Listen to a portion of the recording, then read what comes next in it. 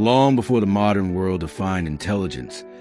Human beings were already unlocking the deepest secrets of nature. They did it without electricity, microscopes, and computers. And yet, what they achieved still unsettles modern scientists. History often paints the ancient world as primitive, but archaeology tells a different story. A story of civilizations that observed, experimented, and engineered with astonishing precision. This is not a tale of myths or legends. This is the story of real discoveries. Discoveries so advanced that some were lost, buried, or ignored for centuries. Discoveries that quietly shaped the modern world, long before we believed such knowledge was possible. To understand how extraordinary this is, imagine the ancient night sky, just darkness and stars. To ancient astronomers, the heavens were not decoration. They were a vast moving system that followed rules. In ancient Mesopotamia, scholars spent generations recording the movement of celestial bodies. They did not rely on stories or religious explanations alone. They kept detailed logs on clay tablets year after year. What they discovered was shocking. Babylonian astronomers developed mathematical models that could predict the motion of planets across the sky accurately. Recent studies revealed that their calculations used geometric techniques strikingly similar to methods modern scientists associate with calculus. This means that nearly 2,000 years before calculus, ancient scholars were already applying its core ideas to understand planetary motion. They predicted lunar and solar eclipses. They understood cycles that modern astronomy only formally described much later. And yet, much of this knowledge faded as empires fell. The science disappeared into the dust of time. But the ancient world was not only watching the sky, it was exploring the human body. In ancient Egypt, medicine reached a level of sophistication that challenges everything we assume about early healthcare. The Edwin Smith Papyrus, one of the oldest medical texts in existence, reads less like mystical healing and more like a modern trauma manual. It describes injuries in clinical detail. Each case is analyzed logically. Symptoms are observed. Diagnoses are made. Prognoses are given. Egyptian physicians classified injuries into categories: treatable cases, cases that required careful management, and cases beyond help. They understood the pulse. They linked it to the heart. They recognized that blood flowed through the body in a connected system. Surgeries were performed with specialized tools. Wounds were stitched. Infections were treated with natural antiseptics like honey, which modern science now confirms has antibacterial properties.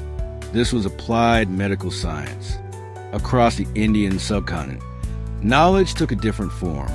Ancient Indian scholars made breakthroughs in mathematics, astronomy, and metallurgy that the world still struggles to fully appreciate. One of the most enduring mysteries stands in Delhi, the Iron Pillar, a massive structure over 7 meters tall, forged more than 16 centuries ago. Despite centuries of exposure to rain, heat, and pollution, the pillar has barely rusted.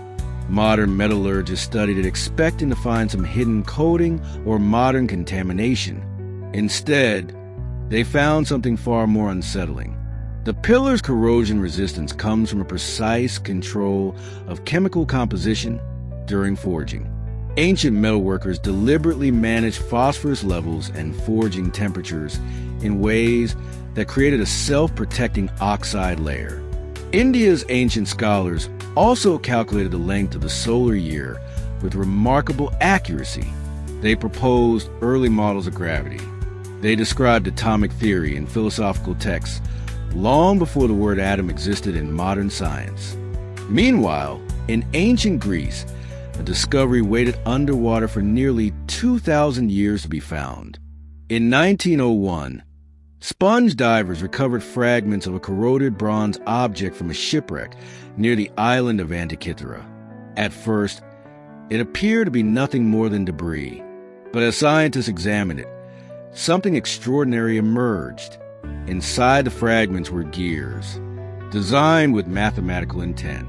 The Antikythera mechanism turned out to be a machine capable of predicting eclipses, tracking planetary motion, and modeling celestial cycles. The complexity of its gear ratios rival clockwork mechanisms built more than 1,000 years later. For decades, historians refused to believe such technology could exist in the ancient world. This single device forced a complete reevaluation of ancient engineering. It proved that advanced mechanical science had existed before, and then it vanished. In ancient China, science took yet another remarkable direction. Nearly 2,000 years ago, the Chinese polymath Zhang Heng invented a device designed to detect earthquakes from hundreds of kilometers away. His seismoscope used a suspended pendulum system enclosed within a bronze vessel. When seismic waves traveled to the ground, the internal mechanism triggered one of several dragon heads to release a ball, indicating the direction of the earthquake. Historical records confirm that the device successfully detected distant earthquakes days before they were felt locally. At a time when natural disasters were often blamed on divine anger, Chinese scientists were measuring the Earth scientifically. They also mastered hydraulics, canal systems, and mechanical clocks. They developed precise astronomical calendars and star maps, built suspension bridges, and drilling technology that would not reappear elsewhere for centuries. On the other side of the world, in the Andes Mountains, a civilization achieved medical feats that still disturb modern doctors. The Inca practiced trepanation, a surgical procedure involving drilling or cutting into the skull. This is not speculation. Thousands of skulls show clear evidence of the operation. What makes this extraordinary is the survival rate. Studies suggest that up to 80% of patients survive these surgeries. This was achieved without modern anesthesia, antibiotics, and sterile operating rooms. The Incas understood cranial pressure. They managed infection. They selected surgical locations carefully to avoid fatal damage. During the same period, medieval Europe struggled with basic wound treatment. The ancient world did not lack intelligence.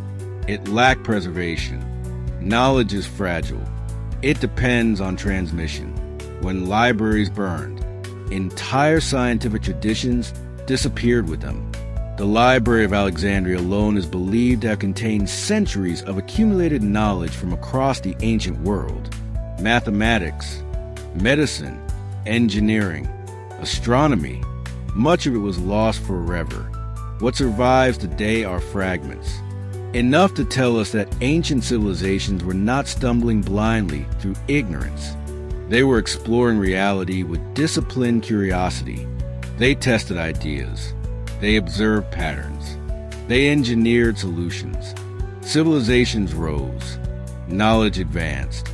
Then the collapse erased it, and humanity began again. This raises a question that modern science is only beginning to confront. How much have we forgotten? How many discoveries were made long before their time, only to be rediscovered centuries later and credited as new? And perhaps, if ancient people achieved so much with so little technology, what limits are we still placing on human potential today? The past is not silent. It is whispering. And the more we listen, the more it challenges everything we think we know about the story of human progress.